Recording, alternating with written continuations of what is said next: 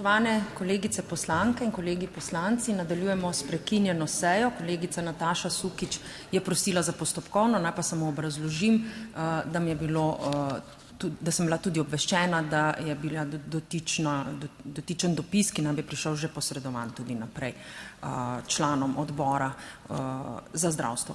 Kolegica Sukič pa ima zdaj še postopkovni predlog, izvolite. Ja, spoštovana predsedujoča, prosim za ponovitev prijave, kajti meni tipka ni prijela, mi je pa poslanec Miha Kordiš dal jasno vedeti, da bo nalašč pokuril ves čas poslanske skupine, tako da Levici ne bo ostalo niti sekunde za razpravo.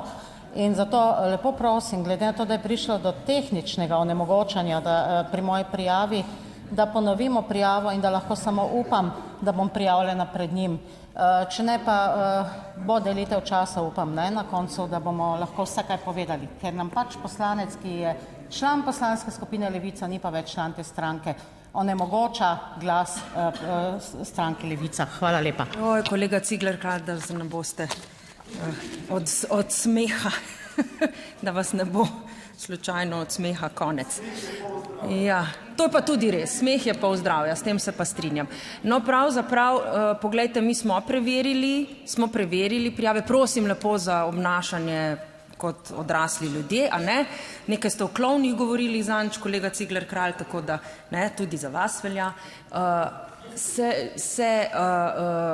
Smo preverili, no toliko, da obrazložim, smo preverili prijave, ni prišlo do neke tehnične napake, tako da se opravičujem. Verjamem pa, da bo kolega Kordiš zrel in ravnal odgovorno in da vas je razumel in slišal. No, bomo videli, a ne? Ker kolega Kordiš ima zdaj besedo in izvolite, kolega Kordiš, za njim pa dobi besedo kolegica Iva Dimic.